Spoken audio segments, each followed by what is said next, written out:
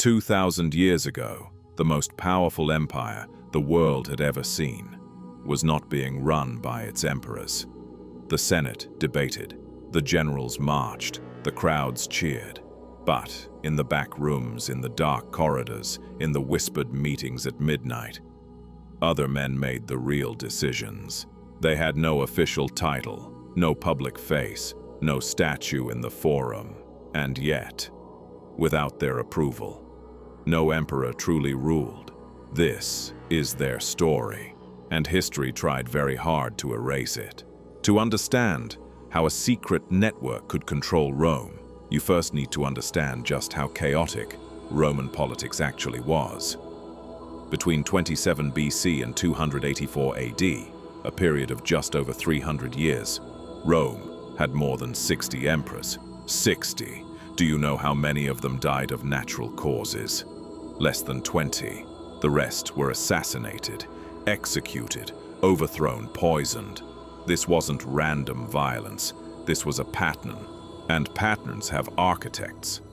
The Roman historian Suetonius wrote about networks of influential men who operated outside official structures, men bound by oaths, by shared secrets, and by something far more powerful than loyalty to any single emperor, loyalty to each other.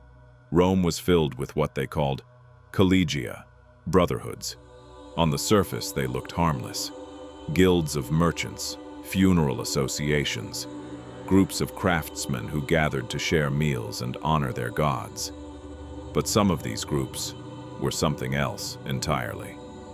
The Collegium Pontificum controlled all religious ceremonies, which meant they controlled which emperors were considered divine and which were not.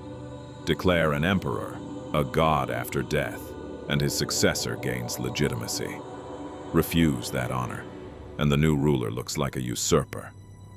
The fratres arvales, the brotherhood of the fields, performed secret rites that supposedly protected Rome itself. Their records, found carved in stone, reveal coded language, private rituals, and names of members that appear again and again in the halls of power. These weren't just religious clubs. They were the deep state of the ancient world. Here's where it gets truly disturbing. Scholars analyzing Roman Senate voting records noticed something strange.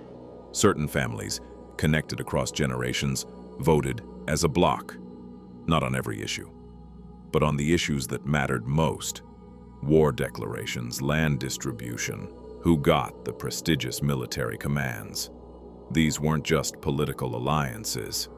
The same names appear in the membership records of multiple collegia simultaneously.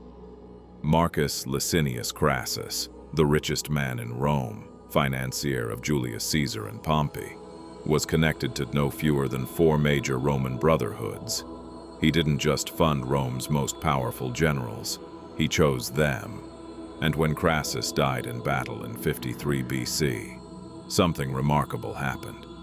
Within 5 years, the entire political structure he had maintained collapsed into the civil wars that ended the Republic forever. 1 man, 4 brotherhoods, the fate of an empire. If you've ever visited Rome, or even seen photos of its ruins, you've already seen their symbols. You just didn't know what you were looking at. The fasces, a bundle of rods bound around an axe, was the symbol of Roman authority, but it predates Rome itself. It appears in Etruscan art centuries earlier, carried by figures whose identity is still debated by historians. The all-seeing eye appears in Roman mosaics, not as a religious symbol, as a warning. The snake eating its own tail, the Ouroboros, was carved into the meeting halls of Roman brotherhoods, representing an endless cycle of power that no single ruler could break. These weren't decorations. They were messages from those in power to those who knew how to read them. We were here before you.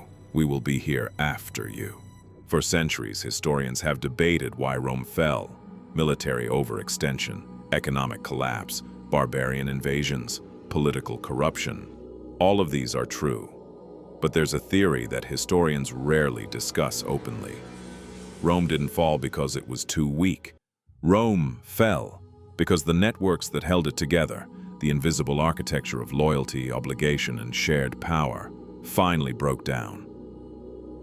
By the 3rd century AD, the brotherhoods had fragmented. Regional networks competed against each other. The military became its own power block. The money dried up. When the glue that no one could see stopped working, the empire everyone could see crumbled. The historian Edward Gibbon, writing in the 1700s, came close to saying this in his famous work, The Decline and Fall of the Roman Empire. He wrote about invisible forces in Roman politics. He never named them directly. Maybe he knew better. Here's the question that should keep you up at night. If a network this powerful could operate for centuries inside the greatest empire the world had ever known, leaving almost no direct trace in official records, what makes you think it couldn't happen again? What makes you think it hasn't? The names change, the symbols evolve, the meeting rooms move from Roman forums to corporate boardrooms to private clubs that don't appear on any map. But the structure is ancient.